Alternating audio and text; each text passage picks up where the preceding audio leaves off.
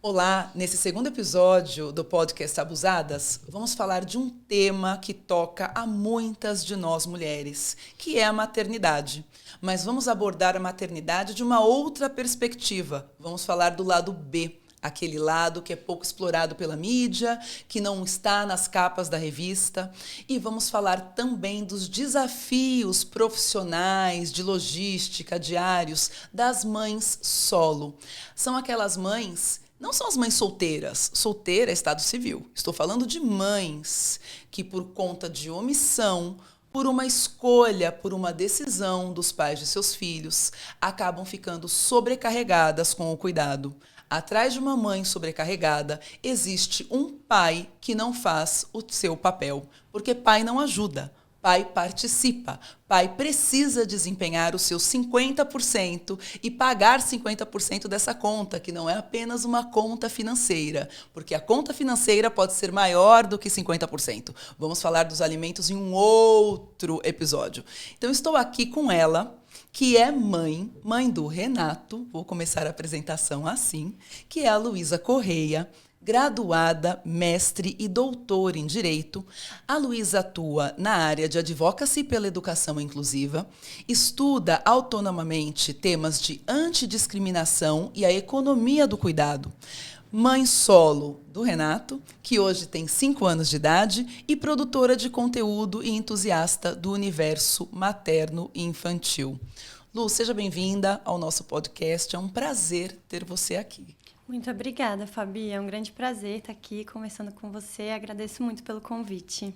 Imagina, eu fico lembrando, né, para quem não sabe, as pessoas não sabem dos bastidores, e eu conheci a Lu em uma situação muito diferente daquela que nós duas vivemos hoje. Foi no ano de 2010, na Escola de Formação da Sociedade Brasileira de Direito Público, em um curso que funcionava como uma espécie de estágio acadêmico, um estágio científico para alunos de direito. E a Luísa estava na turma seguinte. Eu era professora em Professora 2010, já, era coordenadora, era coordenadora, assistente da é. coordenação do curso. Então, naquela época, a Luísa recém-formada, a Fabiana estudando Direito, eu estava, em 2010, eu tinha um filho, meu filho mais velho, o Luiz Felipe, tinha 1 ano. Verdade. Eu acabei fazendo o estágio acadêmico, porque eu não tinha condições de fazer o estágio todo dia, junto com a faculdade. E aquela Luísa, me conta, quão diferente era aquela Luísa de 2010 da Lu que está hoje na minha frente? Nossa, completamente diferente, porque eu tinha ainda muitos sonhos de uma carreira acadêmica, de ser professora. Eu não tinha o meu filho ainda, né? Eu estava para ingressar no mestrado, eu ainda não tinha entrado no mestrado. Depois eu vinha fazer mestrado, doutorado. Eu vinha me casar depois e separar na sequência. E também não tinha meu filho. Enfim, era um contexto completamente diverso do contexto que eu vivo hoje, com certeza. É engraçado como em tão pouco tempo, que se a gente pensar, né, a gente está falando aí de 13 anos, é bastante, mas talvez não tanto para justificar algumas reviravoltas. Sim. Que nós vivemos. E nesse tempo, Lu, o nome do podcast é Abusadas, porque nós falamos de abusos que muitas de nós sofremos, mas também de o quão abusadas somos por levantarmos certas bandeiras, termos certos sonhos e projetos. Nesse tempo de lá para cá, o que você fez que você considera de mais abusado? Nossa, eu fiz muitas coisas. Eu sempre falo com as minhas amigas que são mães solo que a gente é subversiva, a gente subverte a ordem das coisas. Eu consegui me separar durante a pandemia, eu consegui mudar de carreira, eu consegui, enfim, crescer muito na minha carreira muito rapidamente depois que eu me separei.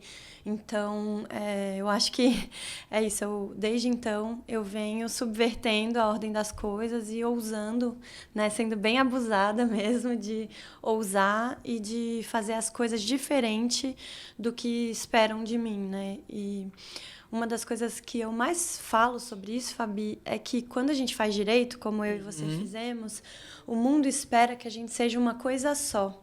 O profissional do direito, ele só tem direito de ser aquela coisa formal, encaixada, e a familhinha tá parte disso, né? Desse estereótipo. E recatada e do lar, né? E subverter isso e também ser muitas coisas, além de profissional do direito, que é um hábito meu, inclusive, é algo que eu faço com frequência e eu gosto muito. Eu acho que é um jeito de ser abusada. Perfeito. É aquela história, né, Lu? Linda, recatada e do lar. Você não é do lar, eu sei que você é do ler. Né? Totalmente. É do ler. E me conta uma coisa. Se a gente pegar a maternidade como ali um marco, Sim. O que mudou do nascimento? Não vou nem falar de gravidez, porque eu acho que a gravidez é o que a gente brinca, é uma expectativa, né? Uma expectativa do direito de ser mãe. Mas depois que o Renato nasceu, quais foram as maiores mudanças na sua rotina, na sua vida? Mudou tudo. Não tenho nem como começar a explicar, assim, mas ainda na gravidez, eu estava no doutorado, então eu engravidei durante o processo de doutorado. A qualificação para o doutoramento, eu estava, acho que de uns 4 meses, passando muito mal. Minha gestação foi muito difícil, foi uma gestação de alto risco e eu estava passando muito mal. Então, eu falo sempre que, assim, eu sinto que eu trabalhava o dobro. Eu trabalhava fazendo um ser humano e eu trabalhava na minha tese, né? Além de trabalhar 40 horas, porque eu era arrimo de família, né? Já era, mesmo casada. Então, a sobrecarga começou ali. As pessoas falavam para mim, mas maternidade não é doença. Gravidez não é doença, né? Tem essa fala comum. Então, não é para você, porque para mim tá parecendo. Tá sentindo como se fosse, porque eu tô passando muito mal. E depois, meu filho nasceu e eu recebi 6 meses de prorrogação para entregar a tese. Na Faculdade de Direito do Largo São Francisco, na USP, nós temos só 3 anos para o doutorado, não são 4. Então, eu fiz um doutorado trabalhando 40 horas com um bebê que, magicamente, depois de 6 meses, não desapareceu. E depois de 6 meses, ele ainda não se alimentava sozinho, ele ainda não trocava fralda sozinho, ele ainda chorava querendo a mãe. Então, 6 meses era um prazo inviável, né? Para eu conseguir terminar minha tese. Porque isso, meu filho não sumiu, não desapareceu. Então, foi uma sobrecarga muito grande, a ponto de eu ter sido internada no hospital na última semana de entrega do doutorado, porque meu corpo colapsou. Eu tive uma infecção nos rins, porque eu não tinha tempo de ir ao banheiro fazer xixi. Eu trabalhava horas e horas, meu filho acordava muito à noite. E aí foi nessa época, justamente, que eu fiz uma carta que circulou muito na internet, viralizou, e depois eu apaguei por medo da repercussão que isso tivesse, que chamava Querida Vida Acadêmica, que era uma carta que eu me despedia da vida acadêmica, dizendo: agora que meu filho nasceu, eu entendi que vocês não me querem aqui, que a academia não é lugar para mães, então por isso eu vou aceitar esse pé na bunda e eu vou me retirar, porque não dá para dar conta de tudo e eu não quero dar conta de tudo. Então, foi a primeira vez que eu percebi que eu falo que, assim, é muito diferente, né? Eu sou uma mulher branca, de classe média, então eu tive muitos privilégios. Então, foi a primeira vez que eu percebi o fosso que existe, né, na nossa sociedade entre homens e mulheres. Foi a primeira vez que eu me percebi mulher no sentido de ser uma pessoa discriminada, claramente discriminada, em muitos locais. Então, é isso, eu comecei a perceber que a maternidade, apesar das benesses, apesar de eu amar muito meu filho, ele ser a minha pessoa favorita, e eu gostar muito da relação que a gente tem, ela vem com um peso enorme de cuidado, tempo, de dedicação. Então, toda a minha vida mudou, minha carreira mudou. Eu tive que fazer escolhas completamente diversas daquela que eu tinha planejado em 2010, por causa da maternidade. Acho interessante, você trouxe algo na tua fala, Lu, que quando você falou que eu estava trabalhando na gravidez, eu trabalhava 40 horas e trabalhava também gerando um ser humano, porque isso é muito pouco falado. né? As mudanças que ocorrem no nosso corpo e o quanto a sociedade tenta normalizar aquele mal-estar da gravidez para fazer parecer que a gravidez é uma coisa ali tranquila, como se fosse um resfriado que depois em 5, 7 dias passa, quando na verdade não. Eu divido algumas questões aqui, né? Minha gravidez não foi de risco, mas na primeira eu estava fazendo direito, foi a minha segunda graduação, passei muito mal, eu sempre passei muito mal no primeiro trimestre, com enjoos, indisposições muito grandes, e do segundo filho, que eu já trabalhava, eu tive varizes vulvares.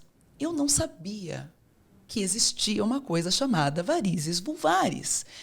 Um belo dia, estava numa audiência no Fórum de Osasco e comecei a sentir uma queimação, era um calor muito grande, como se estivesse latejando o assoalho pélvico. Eu já estava ali de 7 para 8 meses. Eu até achei que alguma coisa estava acontecendo, porque chega essa fase da gravidez, nós ficamos um pouco aflitas. E eu lembro que eu terminei a audiência, mas extremamente incomodada, eu precisava sentar de qualquer jeito, porque aquilo doía muito, me incomodava, de pé incomodava, sentada incomodada, me incomodava. Era aniversário da minha mãe, fui para a casa dela logo em seguida. E aí, com a barriga, para quem nunca ficou grávida, depois de um certo tempo, e eu sempre engordei muito nas minhas gestações, eu não conseguia ver nada que passasse no meu umbigo. E eu deitei na cama e pedi: mãe, eu tô com uma dor aqui embaixo, tem alguma coisa acontecendo. Dá uma olhada para mim, para ver o que é, porque eu vou marcar o obstetra, mas o obstetra não está ali disponível para a gente, né? Quando ela olhou, eu lembro que, né, tirei lá a roupa. Ai, meu Deus. Que eu falei, susto, né? que é isso, mãe? Ai, filha, tem uma coisa esquisita aqui inchada. Enfim, varizes vulvares, fui entender o que era. Basicamente, nos últimos 2 meses de gravidez, eu tinha 2 a 3 horas para poder fazer as coisas de reunião. Naquela época, tudo era muito presencial. E eu tinha que ir para casa ou para algum lugar para colocar gelo, colocar as pernas para cima. E o médico falou, Fabiana, não tem o que fazer. Não tem. O bebê encaixou ali em determinado lugar, parte da sua circulação prendeu. O bebê a gente não consegue tirar antes, gente, não dá para fazer nada. E foi ali, Lu, que pela primeira vez, né, na primeira gravidez eu já tinha me tocado disso, mas que eu comecei a ouvir com uma escuta um pouco mais desconfortável essa frase do gravidez não é doença. Porque, de fato, doença não é, para algumas mulheres pode ser. A gente sabe que vem com agravamento de quadros, mas é um estado especial. Essa carta que você fez, né, agora pulando para os 6 meses ali de prazo que você teve da vida acadêmica, você disse que você apagou. Qual foi o sentimento no momento que te fez deletar essa carta? A gente tem um mundo em que na internet a gente não controla para onde vai esse conteúdo, né? Eu não assinei a carta, mas eu publiquei ela no meu Instagram. E ela viralizou muito rapidamente, muita gente compartilhou. E eu ainda tinha uma carreira acadêmica, né? Eu ainda estava empregada numa instituição de ensino renomada. E eu fiquei com medo. Eu ainda não tinha feito a minha defesa da minha tese. E eu senti medo. Eu não falava o nome de ninguém, eu não mencionava nenhuma pessoa específica, mas eu fiquei com medo de, por eu estar falando sobre a realidade da carreira acadêmica para mulheres mães, que eu sofresse algum tipo de retaliação prática. Então, por isso que eu apaguei a carta. E eu acho que isso é muito importante, Fabi, porque hoje eu não apagaria, porque eu sei que eu teria outros caminhos, porque eu segui outros caminhos, mas eu demorei para seguir outros caminhos. E a gente é muito silenciada pelo status quo, pelo próprio direito. Então, foi uma oportunidade em que eu me senti silenciada, porque foi assustador como as pessoas se identificaram com aquela carta. E muito rapidamente, milhares de pessoas compartilharam. Então, eu me senti, com medo de sofrer retaliações por as pessoas dizerem que, na verdade, eu que não era qualificada, eu que não estava dando conta, que geralmente é isso que acontece, né? Individualização, essa ideia de meritocracia que é totalmente falsa na estrutura social. E a gente percebe, né, Lu? Há pouco houve ali uma situação envolvendo uma personalidade do mundo esportivo que cometeu um determinado erro, para a gente não dizer nomes aqui, Sim. um determinado erro que eu considero bastante grave, um desvio de caráter, expondo uma mulher que está grávida, inclusive, e essa personalidade veio a público por meio do Instagram também, com um texto que muito possivelmente, pelo português, pela redação, foi redigido por uma assessoria de imprensa, reconhecendo o erro, pedindo desculpas e, assim, chocou, pelo menos a comunidade feminista, né? Vamos, se a gente pudesse classificar aqui, quem foi que ficou chocada? Foram as mulheres feministas, pelo tanto de apoio que esse homem recebeu. Inclusive, parabéns. Poxa, parabéns, você errou, você expôs a tua noiva, mas parabéns, poxa, você veio a público, você reconheceu. Então, como existe ali uma valoração, uma ponderação, um tratamento diferente da situação do homem e da situação da mulher? É aquela velha máxima, né, Fabi? É preciso muito pouco para ser um bom pai e menos ainda para ser uma má mãe. Né? A gente está sempre sendo avaliada como péssimas e qualquer coisa boa que um homem faça já qualifica ele como, nossa, mas ele é um ótimo pai. Porque as réguas são completamente diferentes. É exatamente essa situação. Como você disse, assim, eu nem comentei publicamente sobre esse fato porque eu acho que é um pouco essa personalidade querendo criar uma imagem pública de safado, malvadão, mais honesto, né? E a gente também, quando se indigna, a gente também dá luz para esse sujeito. Então, eu prefiro ignorar os ignorantes. É basicamente isso. Houve muita comoção, eu vou ser bem honesta que eu li, fui atrás para ver, mas eu também falei, eu não vou me pronunciar sobre isso, porque não vamos dar luz, não vamos jogar holofote nesse tipo de comportamento. Acho que fica muito só essa crítica para quem apoiou, né? O que a gente apoia? Qual é o tipo de conduta que essa nossa sociedade, que dizia valorizar tanto a família, o que é a família tradicional brasileira? Quais são os valores que estão em jogo? Exatamente. Foi uma coisa que me veio muito à mente. Porque a mãe solo tem-se ainda um discurso de que o filho errou, mas também é criado por aquela mãe solteira, porque não falam solo, falam solteira. Não interessa se você é divorciada. Você, a partir do momento que você cria sozinho, você cai nesse lugar comum chamado mãe solteira. Solteira, eu que sou advogada de família, preciso lembrar a todos, solteira é estado civil. Eu sou uma mãe, estado civil divorciada. Eu ainda acho que a gente devia usucapi o estado de solteira depois de um tempo. Fica uma ideia para o legislador, aí eu acho péssimo depois de tantos anos falar eu sou divorciada, mas eu sou uma mãe solo. E mãe pode ser solteira, pode ser divorciada, pode ser viúva.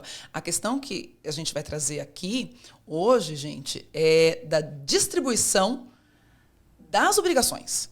Aquele filho, até onde eu saiba, ele foi produzido 50% pelo pai, 50% pela mãe, geneticamente comprovado, isso é ciência. Então, eu não consigo conceber por que aquela criatura, num estado tão específico do seu desenvolvimento, como você falou, né? É o trabalho de gerar, aí tem todo aquele trabalho corporal, aí depois que nasce, que são elas, conversávamos aqui, até antes de começar o podcast, que depois que nasce é que a gente percebe o tamanho do trabalho, mas existe aí uma visão social e até mesmo econômica, cultural, de que aquela criança, aquele ser em desenvolvimento, que pede tanta atenção e que requer tanto tempo, é uma obrigação da mãe. Como que você vê isso hoje, que você está do lado de cá, vivendo esse lado B da maternidade? Eu acho importante, antes de eu me posicionar, dizer que, assim, existe como se fosse assim um espectro da maternidade solo, né? Existem milhares de mães no Brasil que sequer têm o genitor na certidão de nascimento dos filhos e que recebem zero apoio, seja do Estado, seja desse sujeito que desapareceu, né? E existem mães solo que têm mais ou menos parceria com o genitor da criança, ou a outra genitora, né, às vezes. Mas é importante dizer isso porque, ainda que esse genitor divida faça o que lhe é obrigado por direito, né? Pague a pensão e divida os cuidados 50%, passe metade do tempo com o filho ou com a filha, etc. A gente ainda terá aspectos da maternidade solo que essa mulher vai enfrentar. Então, não é o meu caso, mas existem ainda pessoas que são mães solo, mas, por exemplo, podem ter um novo companheiro ou companheira, se casar novamente, etc. Mas não importa, elas ainda serão mães solo porque elas enfrentarão desafios sociais de estigmatização, preconceito, desafios para lidar com o genitor, desafios às vezes jurídicos, às vezes emocionais. E posso dizer com segurança que, na grande maioria, vão enfrentar certos tipos de violência social ou do genitor contra si, por causa dessa situação de maternidade solo. E, além disso, vão enfrentar os desafios psicológicos de ter tanta gente lidando com a criação daquela criança, né?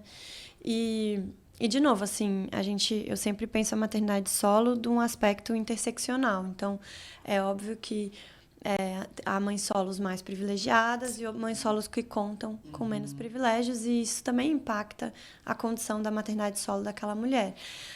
Mas, dito isso, na minha experiência, né, de maternidade solo, eu vejo que tem desafios muito grandes para a gente enfrentar, no sentido de ter que dedicar muitas horas de cuidado, planejamento, a carga mental, né, que é aquele planejamento do dia a dia da criança, saber se tem festinha, se não tem festinha, o presente do amiguinho da escola.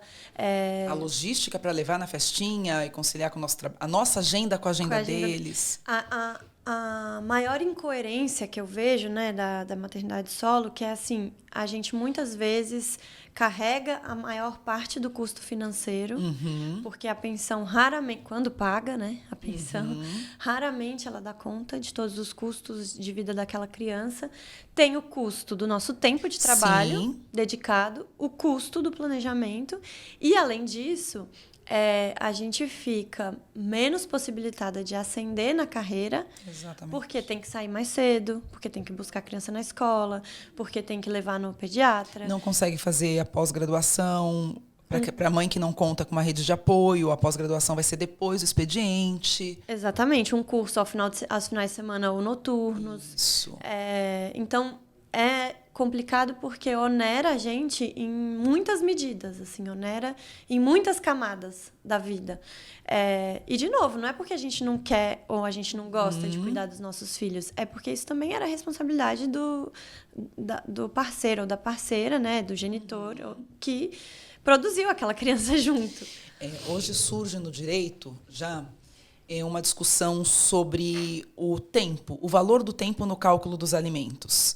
Mas é claro que isso não está na legislação, é uma construção da advocacia familiarista feminista, que não é acolhida, via de regra, pelos tribunais, mas, mesmo não sendo acolhida, é algo que muitas de nós colocamos nas petições com aquele intuito, sabe, Lu, de água mole em pedra dura, tanto bate até que um dia o juiz vai olhar e falar: nossa, mas não é que faz sentido isso? Por quê? Porque a gente, numa cidade como São Paulo, e não precisa ser São Paulo, mas eu vou pegar porque nós falamos de São Paulo. Quando eu tenho um compromisso profissional, eu que não conto mais com rede de apoio, que eu tinha minha mãe, não tenho mais, eu preciso contratar uma outra mulher para ficar com os meus filhos. Isso tem um custo, a gente conversava disso antes do podcast. Tem um congresso, por exemplo, agora no segundo semestre. Eu estou fazendo as contas. Porque, assim, ou eu levo os dois, mas aí como que eu vou fazer? Eu levo os dois, mas na hora do congresso, como fica? É uma cidade estranha, hotel, não confio. Então, se eu não for levar, eu preciso ter alguém que cubra esse meu papel de mãe. E aí é aquilo, alguém que durma com as crianças, que esteja de manhã para levar para a escola, que esteja no final do dia para buscar na escola, para fazer a comida.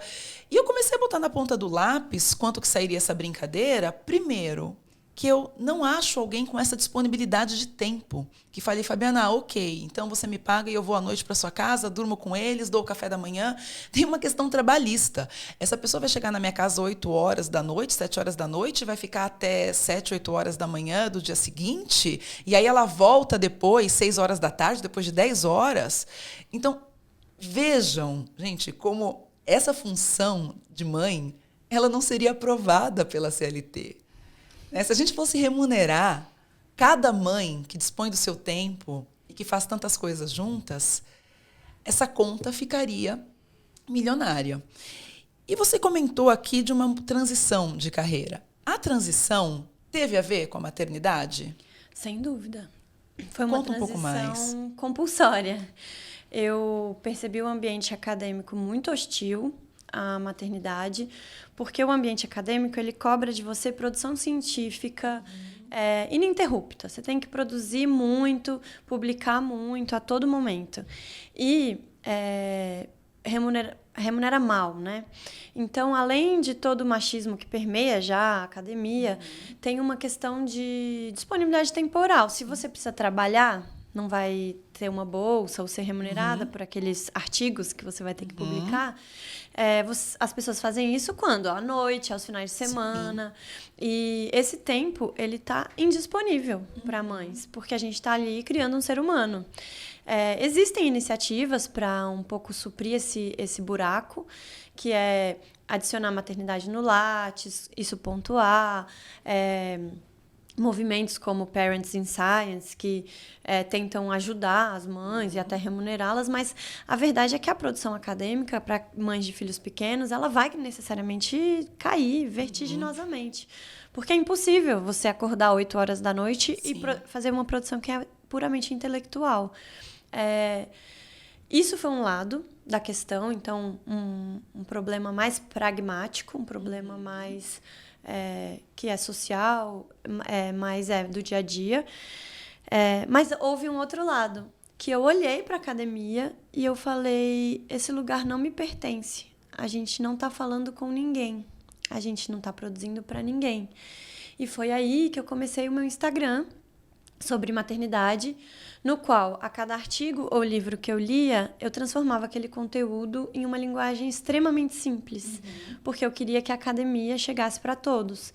Então, eu achei aquilo ali muito mais interessante.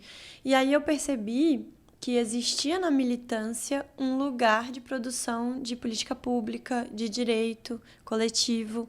Então, eu quis atuar nessa área que eu chamo de militância paga, né?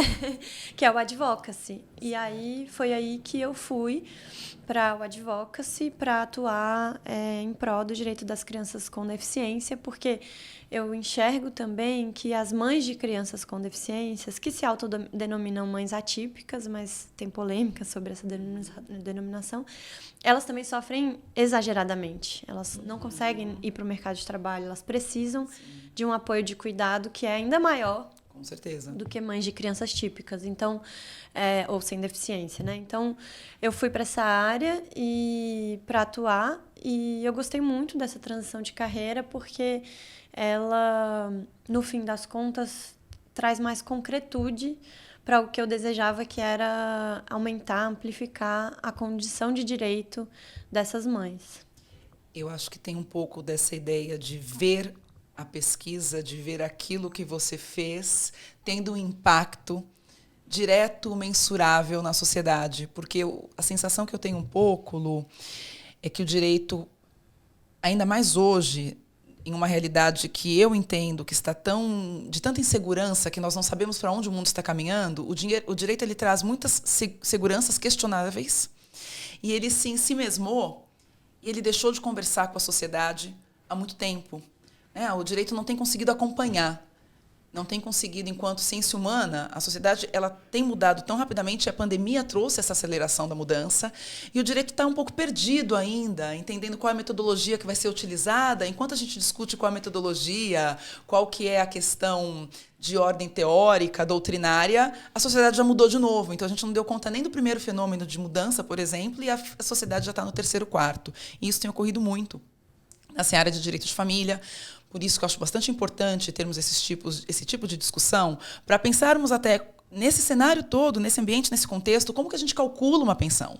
Né? Dá para falar em 30% de teto para o genitor? É justo isso? O que é guarda compartilhada? Né? Guarda compartilhada é ali uma expressão na sentença?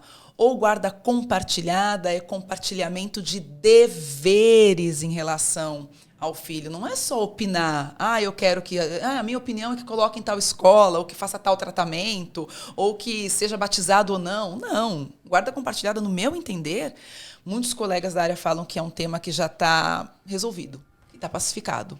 Eu falei, nossa, se está pacificado, alguém me conta qual foi a pacificação, porque eu não entendi. Porque nós ainda temos essa discussão e essa falta, parece que não ressoa na sociedade. Pegando esse gancho da guarda, da tua mudança de carreira, você falou que a mudança foi compulsória. Eu vou pegar esse termo e vou fazer um link aqui dos assuntos. Como você vê a problemática da maternidade compulsória versus paternidade facultativa? Sim. Eu vou começar citando Emicida, né?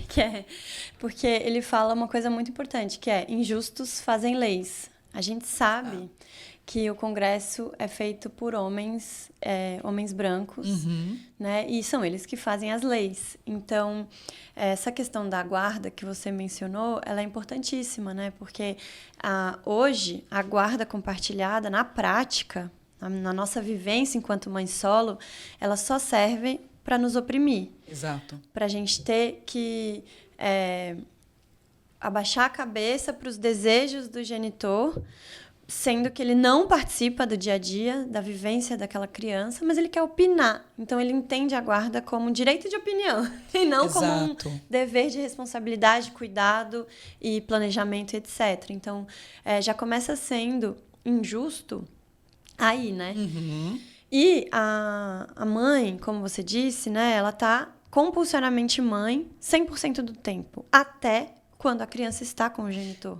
Isso é importante. Fala um pouco mais. Então, a gente tem uma maternidade compulsória desde que a gente nasce. Desde que a gente está lá brincando de boneca e dando papazinho, trocando a fralda da boneca, está sendo introjetado, né, enfiado na nossa cabeça que a gente precisa ser mãe. E aí, por aí, a gente pode falar de um monte de coisa. Até, assim, a mulher que está chegando a 36 anos, você vai congelar óvulos? Como se fosse assim, tirei um óvulo e guardei na geladeira. Até a mulher que não é mãe, que não quis, optou ou não pôde ser mãe e que sofre estigmas por isso, né? E a gente não tem escolha. O filho nasceu, a responsabilidade é nossa, 100% do tempo. A gente não pode ir ali tirar férias, ou ir ali num congresso, ou dar um jeito de fazer renda extra, porque a gente tem que cuidar do nosso filho. A gente não pode ligar para o genitor e falar, então hoje eu não vou buscar, porque está chovendo. Hoje eu não vou buscar porque eu tenho que trabalhar. A gente está na função materna de cuidado 100% do tempo e obrigatória. A gente raramente são raras as mães solo que podem ligar para o genitor e falar: oi, você pode ficar com meu filho hoje, com o nosso filho hoje, porque eu tenho um compromisso? E detalhe, né, Lu? A gente não pode, porque nessa dinâmica, nesse contexto social, cultural que temos hoje, as mães solo são aquelas que têm a guarda fática dos filhos, porque essa guarda é compartilhada, em geral, com a fixação do domicílio da criança como a genitora e também, em geral, precisamos dizer, com o direito de visita, porque o judiciário ainda não entendeu o direito de convivência, então é direito de visita, isso vem lá estampado na sentença, em finais de semanas alternados. E aí, aquele juiz um pouco mais arrojado, ele vai colocar também uma alternância nos feriados e talvez ali metade das férias. Né? E nessa dinâmica, se você tem o teu filho ali com você o mês inteiro, porque ele só vai para a casa do pai em finais de semana alternados, quando o pai comparece, você também não pode virar para o teu filho e falar assim, olha, hoje não vai ter jantar porque eu já comprometi 30% da minha renda e agora esse é meu teto. Tá? Então, né, hoje é dia 20, mamãe recebe no dia 30. Então, até o dia 30, vamos cortar a internet, vamos parar de comer, não vamos tomar banho para não gastar luz. E assim, na sentença, né, ela costuma contemplar as coisas mais óbvias. A escola da criança, o uniforme, o material escolar, as coisas do dia a dia que são totalmente óbvias. A natação, dependendo né, da classe social, etc. Mas existem milhares de gastos não óbvios. Esse gasto de cuidado que você mencionou antes, o gasto dos presentinhos que a gente tem que comprar para as festinhas dos amigos, o presente deles próprios, né? O brinquedo, o lazer. O deslocamento. O remédio que não é habitual. E o custo do tempo que a gente dedica, né? Mas, assim, voltando um pouco para a maternidade compulsória, fica muito claro a cobrança social em cima das mães e também o nosso senso de responsabilidade. Sim. Eu vejo muitos relatos das mães que, enquanto os filhos estão com o genitor, se sentem angustiadas, porque o que deu causa para a separação foi, na verdade, uma falta de compartilhamento de cuidados naquele ambiente familiar. Então, como é que a gente pode acreditar que agora o nosso filho, que a gente ama, vai estar bem cuidado com esse genitor que sequer cuidava quando a oportunidade era compartilhada? E aí tem aquela velha história, né, do final de semana alternado, então na casa do pai pode tudo. E na casa do pai come besteira, assiste o que não pode na televisão, os programas são todos aqueles que são proibidos pela mãe. Completamente inapropriados para a idade. Inapropriados para a idade. Por quê? Porque a casa do pai é visita, é lazer, não é corresponsabilidade. Então, isso... E aí, eu sempre reforço muito uma questão que é importante para mim. Assim, as pessoas ficam tentando achar um bom pai nos genitores o tempo todo. Eu falo assim, mas ele faz tal coisa comigo, por exemplo, né? Ou uma mãe qualquer diz, não, ele faz violência psicológica comigo, ele faz violência patrimonial, ele não paga pensão, né? Mas e com seu filho, ele é bonzinho? Mas ele é um bom pai? Mas ele é um bom pai? Eu acabei de dizer que ele não é um bom pai. Ele faz violência patrimonial com a principal cuidadora do meu filho. Com isso, ele afeta a minha saúde mental, com isso, ele afeta o meu filho. Exatamente. E ele faz violência psicológica com uma mãe. Se um homem faz uma violência psicológica com uma mãe, que é a principal cuidadora daquela criança, ele não é um bom pai. E mais simples. Do que isso, né, Lu? Vamos pegar aqui esse gancho da violência patrimonial, que eu vejo como uma faceta bastante perversa dessa perpetuação da violência doméstica. Porque, concordo com você, eu já fui muito mais favorável e muito mais defensora da guarda compartilhada quando eu não era divorciada, quando eu defendia a guarda compartilhada do ponto de vista da perspectiva teórica, acadêmica. Era muito bonito dar palestra sobre isso, quando eu tinha ali um genitor a quem eu vejo hoje que eu compelia ao cuidado, porque existe muito disso, essa dinâmica nos casamentos e nas uniões estáveis. A figura que eu brinco, que o legislador não trouxe, mas a sociedade criou, da coordenadora da guarda. Né? Então, as mães são as coordenadoras da guarda. Então, você vai lá, você faz todo aquele diálogo, aquela mediação com a escola, com o médico, você vê a logística, sai dali, vai para ali, porque esses deslocamentos todos têm um custo, precisam ser organizados, porque as crianças têm uma dependência enorme em relação a nós. Na dinâmica do casamento da união estável, a gente acaba fazendo isso sem se dar conta, e às vezes a gente compele o outro mesmo, dizendo, não, você não vai lá buscar, faz isso. E aí geram-se rusgas que muitas vezes vão desembocar no final dessa relação, mas a gente dá um jeitinho, dá uma forçadinha ali e a coisa meio que sai. Quando ocorre a dissolução, quando acaba essa conjugalidade e o que resta é a parentalidade fica muito abalada. E aí tem uma frase de uma grande amiga que fez pós-graduação em Direito de Família comigo, que ela me disse em 2013, e eu demorei muito para entender, que ela falou, Fabiana, na nossa sociedade, e te digo porque eu já advogo há 20 anos a mais que você, o homem é pai do filho da mulher que ele ama. Na hora, Lu, que ela falou isso, eu lembro que era um sábado à tarde, eu fiquei olhando, falei, o homem é pai do filho da mulher que ele ama? Falei, nossa, que complexo. Falei, não, imagina. Falei, existem pais que querem ali desempenhar, e infelizmente, hoje, passados 10 anos, eu vejo que isso ocorre em muitos grupos de mães solo, dizendo o quanto aquele genitor, que eu não vou chamar de pai porque não desempenha ali o papel de pai, o quanto ele é presente para um enteado, né? O filho da mulher com quem ele está agora e o quanto ele é ausente para o seu filho.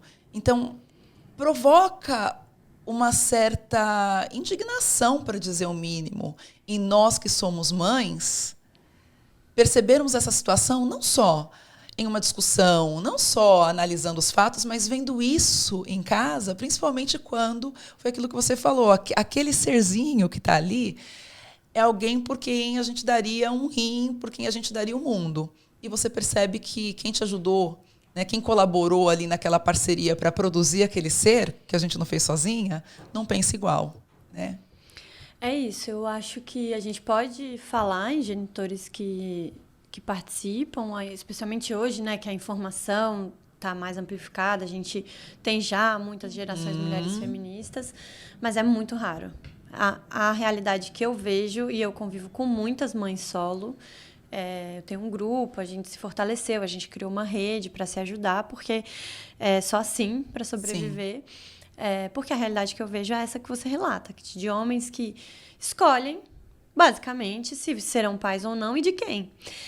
Então, é claro que eu acho muito bom que o pai tenha uma boa relação com o enteado, mas isso não pode significar que a relação seja melhor ou mais constante ou provendo mais para o enteado do que para o filho, né? Porque não é exatamente uma competição, é você fornecer cuidados para quem mais precisa, que é a infância. Então, que forneça cuidados para a infância também que está sob sua responsabilidade. E eu acho curioso, porque a sociedade cobra muito pouco desses homens que abandonam em qualquer medida. A gente pode falar de abandono paterno do cara que não está na certidão, que é mais óbvio, Sim. mas a gente também fala de abandono paterno do cara que tem que pegar num dia específico e falta, por um motivo aleatório, ou que acha que pode. Né? Eu até conversei, no ponto de vista jurídico, com algumas amigas que fizessem assim, olha, ele não vai no dia dele, então manda ele pagar a babá. Manda ele pagar o cuidado remunerado, porque era a responsabilidade dele. Então, se ele não vai estar, que ele pague, porque eu já tenho um compromisso. E a outra coisa, que inclusive foi assistente social do fórum que me disse, para de topar trocar. Exato. Porque também é um tipo de violência... Sim.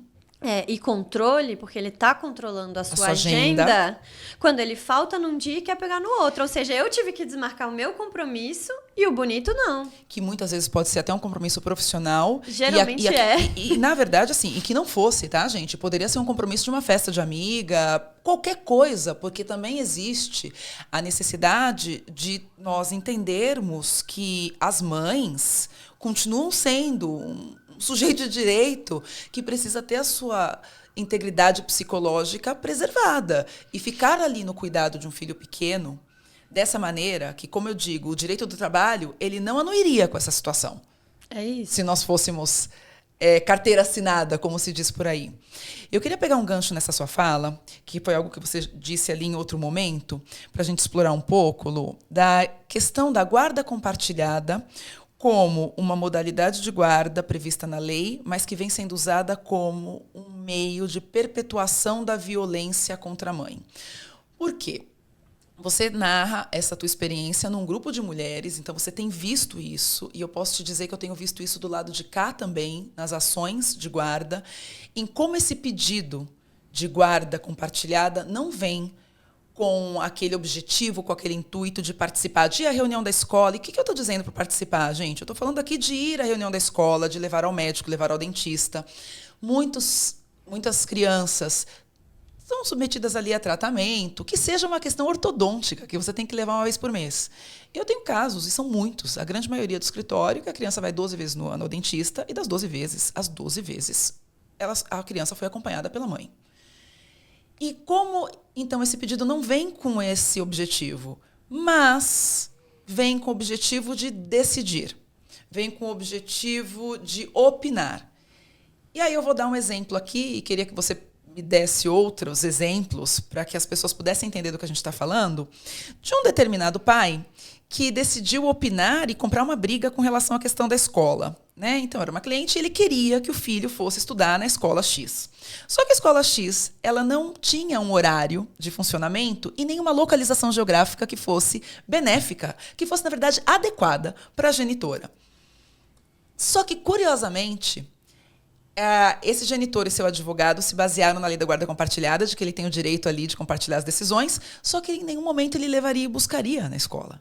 E vejam, é um descompasso, parece tão óbvio isso. Como que eu vou decidir, eu vou bater o pé que eu quero que a criança estude no lugar X, se eu não vou levar, eu não vou buscar, eu não vou sequer comparecer na reunião com a coordenadora pedagógica semestralmente. E pasmem, esse pedido ele foi acolhido pelo judiciário, com base em uma leitura ali, uma interpretação literal de que ele tinha o direito de opinar e que ele havia provado que aquela escolha cumpria ali e respeitava o melhor interesse da criança. Como que você vê esse tipo de ingerência, esse tipo de comportamento do genitor? E do judiciário também, né? Do genitor e do judiciário. O judiciário, ele causa uma revitimização nessas mães que é horrorosa. E a gente está sempre com medo. É a guarda compartilhada associada à lei de alienação parental, que é uma aberração enorme. Ela faz com que as mães, além de tudo, tenham que aguentar a sobrecarga do medo da violência judiciária. Por quê?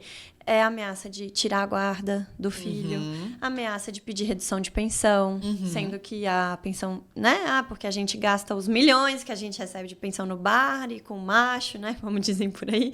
A pensão de R$300. R$300 você gastou fazendo a unha. Só pode ser. Exatamente. Viajando para Paris com R$300. Claro. Né? Eu fiquei sabendo que você vai trocar de carro, inclusive, com esses R$300. No caso, eu nem isso, né? Mas, enfim, eu vejo que é uma maneira, a guarda compartilhada, inclusive associada à lei de alienação parental, de controle, de seguir tendo ferramentas para controlar aquela mulher. Porque nem sempre é no melhor interesse da criança. Sim. Em geral, é num ímpeto de se vingar. Você quis separar de mim? Então, olha aqui. Num ímpeto de incomodar, de atazanar. Falta de terapia também um pouco na cabeça. Mas, então, é de poder... E também de socialmente parecer que participa. Então, olha só como eu tenho um ótimo interesse aqui para o meu filho, porque eu escolhi a escola que é melhor para ele. Só que quem que vai sofrer as consequências dessa escolha é a mulher sozinha. Sim. Eu já vi um caso idêntico, né? De uma mãe que optou pela escola pública, porque o dinheiro da pensão claramente não dava para pagar a escola e todo o resto, e porque era mais perto da casa dela, porque era mais confortável para o filho, porque era uma escolha política também, ela queria que o filho convivesse com diversidade. E, da mesma forma, o genitor brigou porque queria que a criança fosse para uma escola que a aula ia até 3h. Quem que vai buscar a criança 3h? É a mãe. E ela foi obrigada também. E essa é uma de muitas, assim.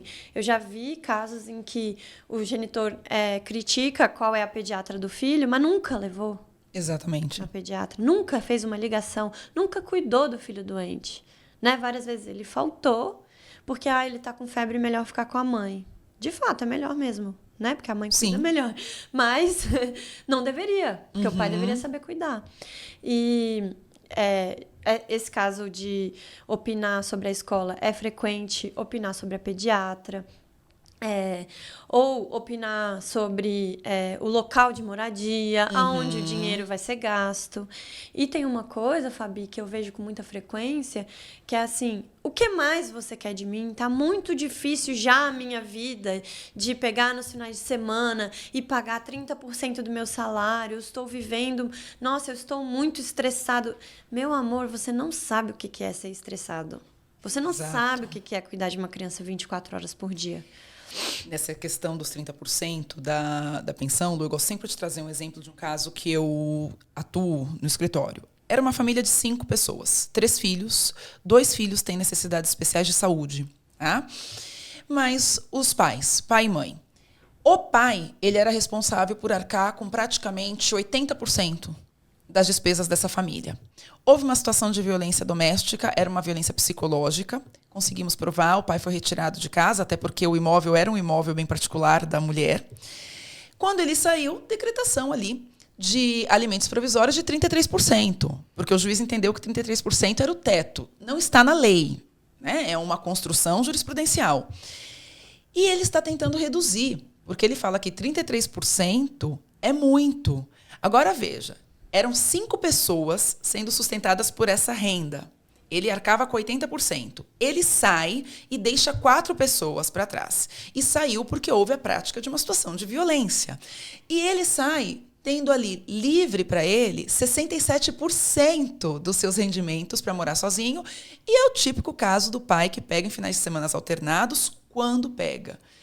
E ainda há um entendimento do judiciário, da comunidade jurídica, o que é pior, porque não é só o judiciário, a gente tem que colocar, né, tem mais gente nesse grupo, que é a comunidade jurídica, de que sim, 33% é o teto, porque, caso contrário, nós vamos prejudicar a dignidade. A dignidade daquela pessoa humana chamada genitor, que precisa de 67% do seu rendimento líquido, mais aproximadamente uns 90% do seu tempo livre para si. Então, é interessante, né? Eu não sei você. Queria até te ouvir sobre isso. Para mim, como diz Nelson Rodrigues, a vida como ela trouxe um gostinho um pouco amargo para o direito. Porque quando nós vamos, no meu caso do direito de família, quando eu vou ali para a doutrina e eu vejo grandes doutrinadores, homens brancos, claro, defendendo que sim, que os 33% são um valor condizente, mas que a gente pode rever chegando ali a 40% em casos excepcionais.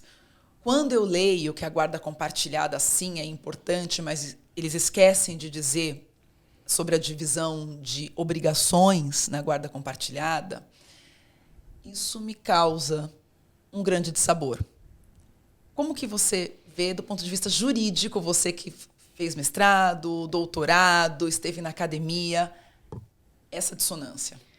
Sendo pesquisadora do direito, eu acho que a gente deveria fazer uma pesquisa empírica de quantos % da renda de uma mulher fica afetada pela maternidade. Levando em conta a perspectiva das nossas horas de trabalho. Sim. E levando em conta a perspectiva dos prejuízos de carreira, que Sim. são simbólicos, né? Que a gente não consegue mensurar, mas que a gente consegue comparar com homens na mesma idade, com a mesma formação, da mesma faixa etária, que sejam pais ou não, né? E com mulheres que não mães, da nossa mesma faixa etária, mesma idade, cor, raça, etc., quantos % da nossa renda fica comprometida pela maternidade? Porque eu posso dizer para você, com certeza absoluta, sem essa pesquisa existir, que é mais de 30%. Uhum. Então, quando quando o judiciário e a comunidade jurídica põe um teto de 30% para o homem, é ele fazendo a manutenção claramente do privilégio masculino. Sim. Porque a gente não tem limite o que a gente gasta com o nosso filho. É ilimitado. Se meu filho precisar, eu vou gastar até o último centavo.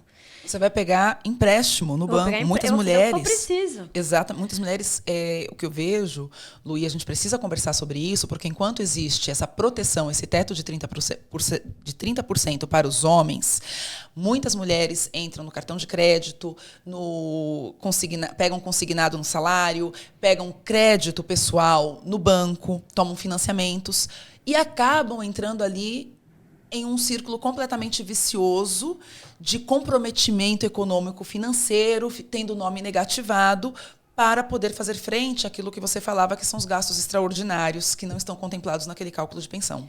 E eu acho que tem um adicional, que é a gente, se fosse desenhar um gráfico, né, a gente faria uma crescente de quanto mais baixa a classe social daquela mulher, mais a renda vai estar comprometida. Sim. E menos ela vai ter condições de trabalho adequadas, e a dignidade dela ninguém está olhando no judiciário. Uhum. Então, e aí a gente ascendendo na classe social e na carreira e na nossa posição financeira, econômico-financeira, essa proporção ela se reduz, né? Não é 150%, né? A pessoa não necessariamente vai contrair dívidas, mas também o custo de vida daquela criança também vai aumentando. Mas eu acho que, percentualmente, a proporção de renda comprometida com a maternidade, ela vai diminuindo um pouco, mas mesmo assim, eu acho que de nenhuma mulher vai ser 30%.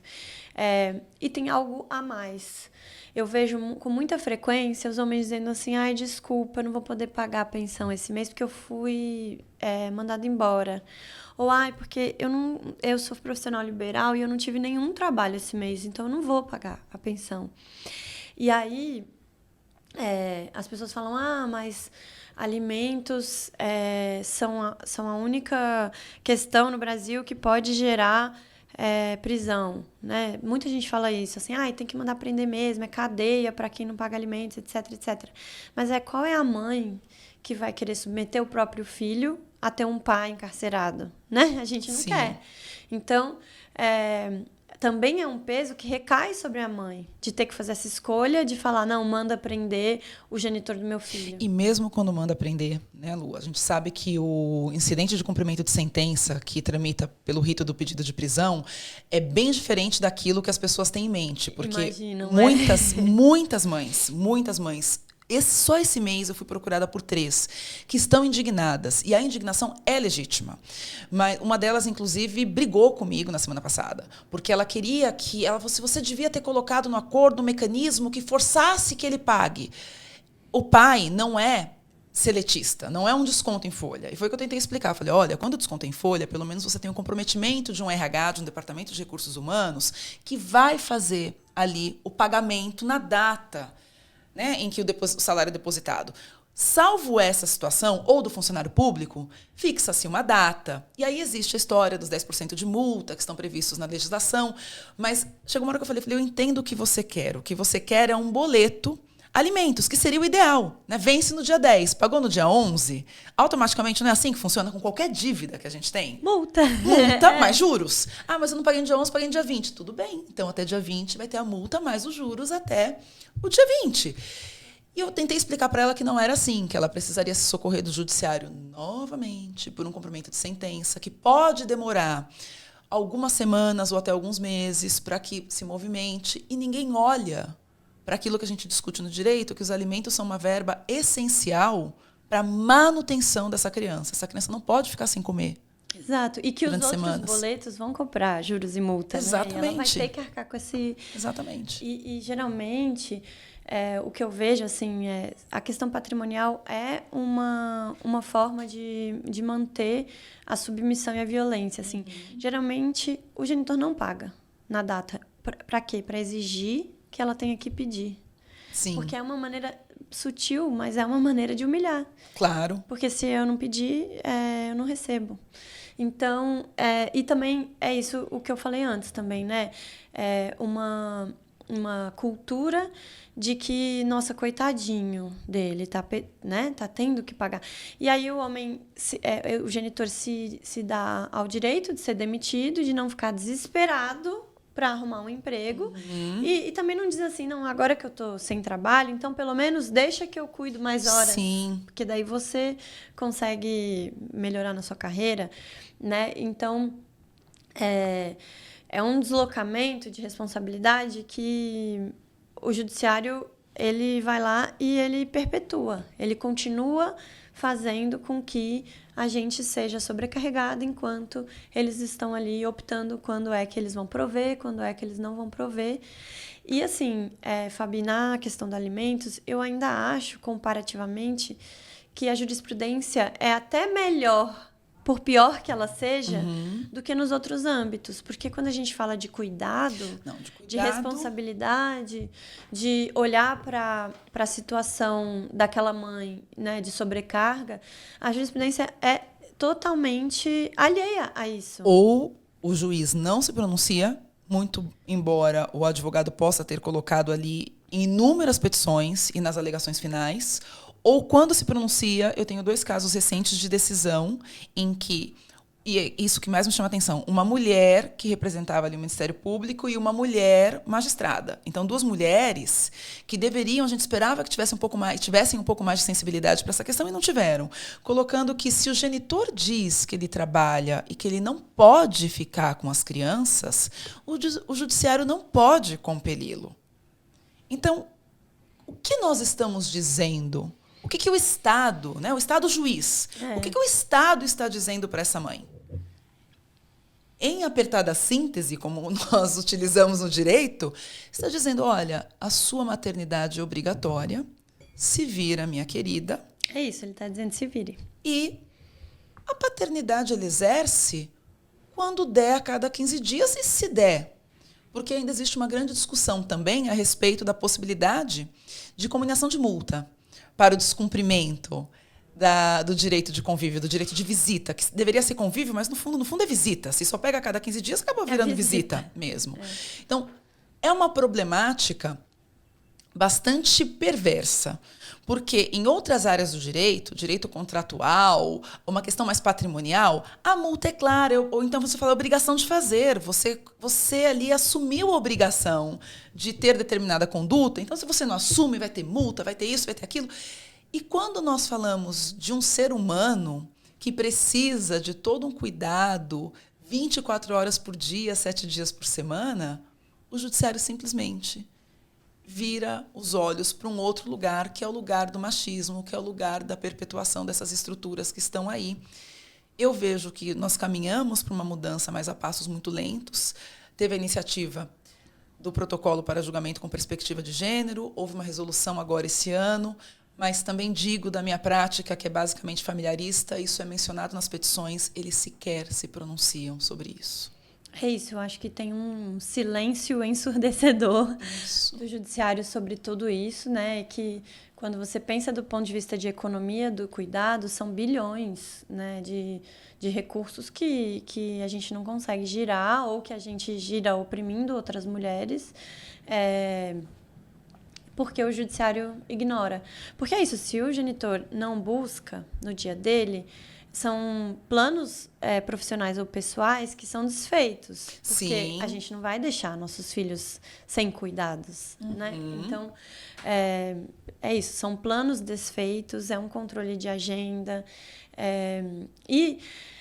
Sendo bem sincera, assim, é uma negativa de dignidade no âmbito pessoal dessa mulher. Se ela quer sair para beber, para namorar, para conhecer novas pessoas, para fazer amigos, para deixar a maternidade dela, a vivência dela menos solitária, ela não vai poder, porque ela vai tá ali cuidando da criança. Ela deixa de ter a sua vida nas suas mãos. Acho que é isso que causa bastante desconforto para muitas de nós. Exato, e eu vejo muitas situações do tipo, essa mulher posta uma foto na rede social tomando um drink com as amigas, e aí tem alguém que printa, que coloca no processo, olha, é alcoólatra.